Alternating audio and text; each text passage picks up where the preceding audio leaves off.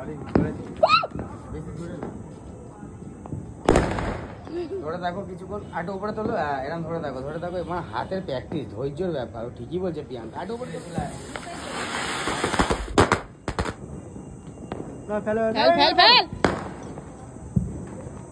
ফাটবে দাঁড়া। Hello everyone, welcome back to my mini blog. কেমন আছো তোমরা সবাই? আশা করি সবাই খুব ভালো আছো, আর আমিও খুব ভালো আছি। চলে এসেছি কালী পুজোর ব্লগ নিয়ে। তো কালী পুজোর দিন কি করলাম, তারপরের দিন কোথায় গেলাম, তো সবটাই তোমাদের সাথে শেয়ার করতে চলে এসেছি। পুরো ভিডিওটা স্কিপ না করে দেখতে থাকো, আশা করি তোমাদের ভালো লাগবে।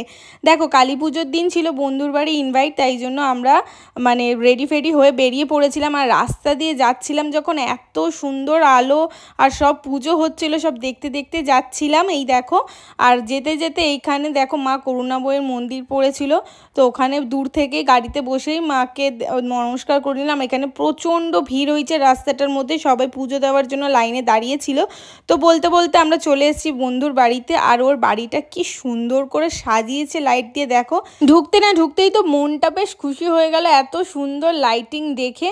তো এসেই দেখছি বান্ধবী বসে আছে, আর আমাদের আসতে অনেকটা লেট হয়ে গেছিলো, মানে ওলা পাচ্ছিলাম না, তাই ওরা অনেকক্ষণ আমাদের জন্য ওয়েট করছিল। তো ফাইনালি এসে এবার আমরা একটু খাওয়া দাওয়া করব, কারণ খিদে পেয়ে গেছে অনেকটা, তখন 10টা সাড়ে 10টাও বাজে, তাই জন্য আগে খেয়ে নেবো, তারপর আমরা বাজি ফাটাবো। তো এখানে এসেই সবাই হাতাহাতি লেগে পড়েছি মানে রান্নার জোগাড় করতে। তো এখানে সবাই মিলে রান্না করে খাওয়া দাওয়া করে এবার চললাম বাজি ফাটাতে। তো চলো এবার ছাদে যাচ্ছি, এবার সবাই মিলে একসাথে বাজি ফাটাবো। বাজি খুব কমই নিয়ে এসেছি, জানতাম না যে ওর বাড়িতে আসবো, এটা সাডেনই প্ল্যান হয়েছে। যদি জানতাম যে ওর বাড়িতে আসবো, আরও বাজি কিনে নিয়ে আসতাম। আর ওরাও টুকটাক বাজি কিনেছিল। তো এসে এবার আমরা সবাই মিলে ওপরে যাচ্ছি, ওপরে গিয়ে বাজি ফাটাবো। আর প্রথমেই তারপরে ওরা নিয়ে এসেছিল চকলেট বোম। তো আমার তো দেখে ভয় লাগছিল, আমি দূর থেকেই দাঁড়িয়েছিলাম। আর এখানে এরা দেদার কালি ফটকা বোম ফাটিয়ে মানে একাকার অবস্থা। আমি শুধু এই ফুলঝুরি ঝালিয়েছি আর রং মশলা, ব্যাস, আমি আর কিছু জ্বালাইনি। আমার খুব ভয় লাগে বাজিতে। আর এই যে এটাও ধরে আমি ভয় পাচ্ছিলাম। তো এইটা ফার্স্টটা উঠেছিল, সেকেন্ড বারেরটা নিচে নেমে গেছিলো ফানুসটা। তারপর চরকা জ্বালিয়ে সবাই মিলে একটু আনন্দ করছিলাম, দারুণ এনজয় করেছি বাজি ফাটিয়ে আমরা। তো এখানে দেখতেই পাচ্ছ। তো এখানে তারপরে চালাচ্ছিল দেখো রকেট, আর আমি তো দূরে দাঁড়িয়েছিলাম। একটা রকেট তো এখানে ফাট করে ফেটে বাস্ট করে গেছিলো, এই দেখো পুরো বাস্ট করে গেছিলো। এই জন্যই আমার বাজি ভীষণ ভয় লাগে। আর তারপর আমি এখানে ফুলঝুরি জ্বালাচ্ছিলাম। এই ফুলঝুরি জ্বালানোর কাহিনী মানে দেখো, আমি ধরেই আছি, ফুলঝুরি আর জ্বলছে না। আমি বিরক্ত হয়ে গিয়ে ওদের হাতে দিয়ে আমি পালিয়ে এসেছি, যে এতক্ষণ সময় লাগে একটা ফুলঝুরি। তারপর ফুলঝুরি দিয়ে এখানে জেনারেটরটা জ্বালিয়ে দিয়েছিল, জেনারেটরটাও মোটামুটি ভালোই জ্বলেছিল। এবার আমি এখানে এসেছিলাম একটু সাপ বাজি জ্বালাতে, তো এটাও মানে ফুস হয়ে গেছে, এটাও জ্বলছিল না। তারপর কিছুক্ষণ বাদে এখানে পিন্টুদা বলছিল ভালো করে ধরে থাকো, তারপর হবে। কিন্তু আমার এত ধৈর্য নেই, আমি তো ভয় পাচ্ছিলাম, আমি উঠে চলে এসেছিলাম, আর ফাটাইনি, ওদেরকে দিয়ে দিয়েছিলাম। বাদবাকি বাজিগুলো ওরাই ফাটিয়েছে। আর তারপর দেখো এখানে আবার সেই কালী ফটকা কালী ফটকার অনেকগুলো প্যাকেট নিয়ে গেছিলাম আমরা, কালী ফটকা ফাটিয়েছিলাম। এরপর চলে এসেছিলাম রং মশলা ফাটাতে। রং মশলা ফাটাতে গিয়ে সবাই এত ভয় দেখাচ্ছে, মানে রং মশলা তো বাস্ট করে। তাই এই দেখো আমার বান্ধবী, দেখো ও তো ভয়ে মানে মানে আমি ধরে আছি, ও আমার হাত দিয়ে ঘুরে পেঁচিয়ে আসছে। তো বেশ ভালো, এই রং মশলাগুলো ভালো ছিল, কারণ রং মশলা খুব বাস্ট করে, তাই জন্য আমরা সবাই খুব ভয়ে মানে এরকমভাবে দূর থেকে জ্বালাচ্ছিলাম। আর একটা রং মশলা ফার্স্ট আমরা টেস্ট করে পুরো দেখে শুনে তারপরই আমরা রং মশলাগুলো জ্বালিয়েছি। আর দূর থেকে আমরা ভয় তারপর এটা লাস্ট ছিল। তারপর একটুখানি মনে সাহস এসছে, আমি ধরেছিলাম পুরোটা, ও আমার হাতের ওপর থেকে ধরেছিল, কারণ সবার শেষে সাহস চলে এসছে ধরার, সবকটা ভালো ছিল বলে। তো এই রং মশলার 3টে কালার হচ্ছিলো, রং মশলাটা সত্যি খুব ভালো ছিল। আর আমি তো ভীষণ নাচানাচি করছিলাম, গান চলছিল পাশে, কারণ পাশে পুজো হচ্ছিল। তো আর আমার বোন তো ভয়ে রং মশলা জ্বালালোই না, ওকে এত ভয় দেখিয়ে দিয়েছিল। ও তো মানে আমার হাত ধরেই, মানে তাও পুরো ওইটা হাতও ধরেনি, আমার পাশে দাঁড়িয়ে ওরকমভাবে ফাটিয়েছে। তো যাই হোক, তারপরও সাহস পেয়ে যেখানে তুবড়ি ফাটিয়েছে, তারপর অনেক টুকটাক বাজি অনেকগুলোই ফাটিয়েছে। আমি শুধু 2টো বাজি ফাটিয়েছিলাম, এখানে সব এক এক করে বাজি ফাটিয়ে নিচ্ছিলাম।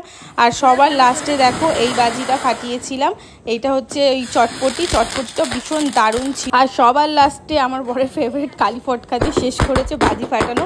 তারপর আমরা একটু নিচে নেমে, এই জায়গাটা এত ভালো লাগছিলো, একটু ফটো ভিডিও তুলে নেওয়ার পর তারপরে আমরা সবাই শুয়ে পড়েছিলাম, কারণ আমরা খেয়ে দিয়েই বাজি ফাটাতে এসেছিলাম।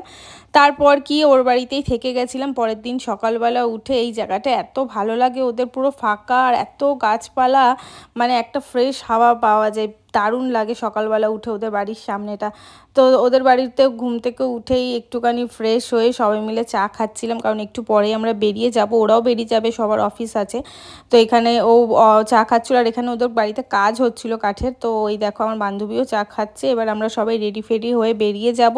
তো আমরাও বেরিয়ে যাব, কারণ ঘরে গিয়ে একটু রেস্ট ফেস্ট নিয়ে বিকালবেলা যাব হচ্ছে বড় মার কাছে। আর গাড়িতে যেতে যেতে একটা ডাব খেয়ে নিলাম সকাল সকাল। তো ঘরে গিয়ে ফ্রেশ হয়ে খাওয়া দাওয়া করে শুয়ে আবার আমরা বিকালবেলা দুজনে মিলে প্ল্যান করে বেরিয়ে গেলাম।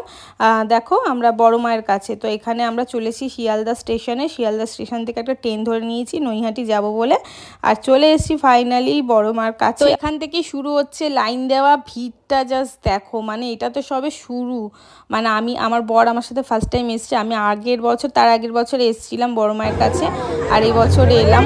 তো দেখো এখানে ভিড়টা যে শুরু হচ্ছে, আর এই বছর না অন্য অন্য জায়গা থেকে ঘুরিয়ে ঘুরিয়ে নিয়ে গেছে। আগের বারে যখন এসছিলাম তখন অন্য রাস্তা দিয়ে এসেছিলাম, এবারে একটা অন্য রাস্তা দিয়ে। এই রাস্তাটা এতই সরু আর এত ভিড়, আমার তো জুতো মনে হয় ছিঁড়ে গেছে, পায়ে নখ উঠে গেছে, মানে এরকম হাল হয়েছে। তাও আমি মানে গেছি বড় মায়ের কাছে, মানে এত দূর যখন এসছি আমি তো মানে গিয়েই ছেড়েছি। আর ভিড়টা জাস্ট দেখো, মানে কে কার গায়ে পড়ে, মানে এরকম ভিড়, বাপরে বাপ, মানে বলার নাই। সেদিনকে পুজোর পরের দিনই গেছিলাম আমরা, তার জন্য মনে হচ্ছে এত ভিড় ছিল। তো এখান থেকে শুরু হলো এক একটা করে ঠাকুর, আর এখানে আসলেই তো মানে অনেক ঠাকুর, একটা না মানে প্রচুর পরপর ঠাকুর, তারপর বড় মা, তারপরও পরপর সব ঠাকুর হয়।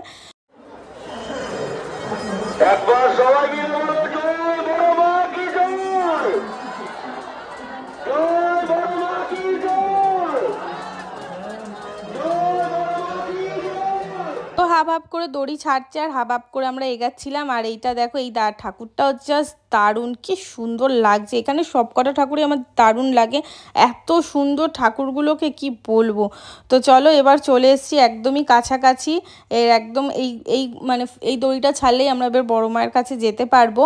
আর এখানে আমরা দাঁড়িয়ে আছি, আর এখানে এবারে দেখো এই স্ক্রিনটা লাগানো হয়েছে, জাস্ট দারুণ লাগছে, এরকম আই লাভ বড় মা লেখা আছে, দারুণ লাগছিল দেখতে। তো চলো আস্তে আস্তে চলে এসেছি অনেকটা কাছে। এই যে সবাই ছেড়ে দিয়েছে, সবাই আস্তে আস্তে হুড়মুড় করে যাচ্ছে। আর গরমে এত গরম ছিল সেদিনকার, কি বলবো, আমার তো পুরো মানে শরীর অসুস্থ হয়ে গেছিলো এত গরমে, মানে ঠেলাঠুলি করতে করতে। তাও বড় মায়ের কাছে মানে গিয়েই ছেড়েছি এমন ইয়ে। তো এই দেখো চলে এসেছি বড় মায়ের কাছে। এই যে বড় মায়ের মন্দিরটা কি সুন্দর করে সাজিয়েছে দেখো, এত লাইটিং দিয়েছে। এই যে মেন মন্দির, এখানে সবাই পুজো দিতে আসে। আর এই যে এবার চলে এসেছি, দড়ি ছেড়ে দিয়েছে, এবার সবাই দৌড়াচ্ছে আস্তে আস্তে করে। আর ওই যে সব বড় মা দেখো, সবাই ভিডিওটা যদি দেখে থাকো সবাই কিন্তু বলো জয় বড় মা।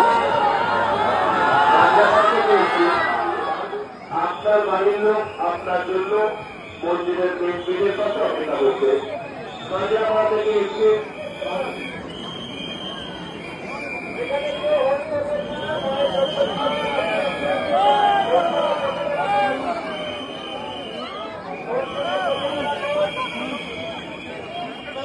আস্তে আস্তে এগোতে থাকুন, ফোনগুলো বার করবেন না, পরের লোকজনকে একটু সুযোগ করে দিন।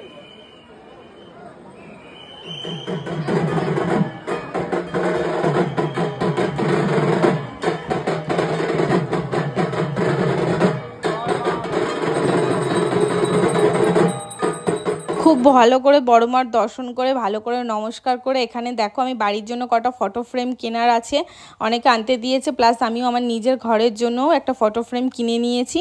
তারপর সামনে যেতে এই ঠাকুরটাও দেখো, এই ঠাকুরটা জাস্ট অসাম লাগছে, কি সুন্দর মায়ের রূপ।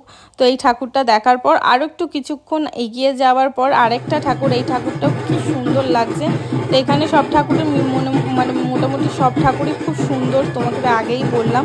তো এক এক করে মানে একটু একটু করে পা যাচ্ছে, আর একটু একটু করে এক একটা ঠাকুর পড়ছে, কি ভালো লাগছে। আর এখানে সবাই নাচানাচি করছে।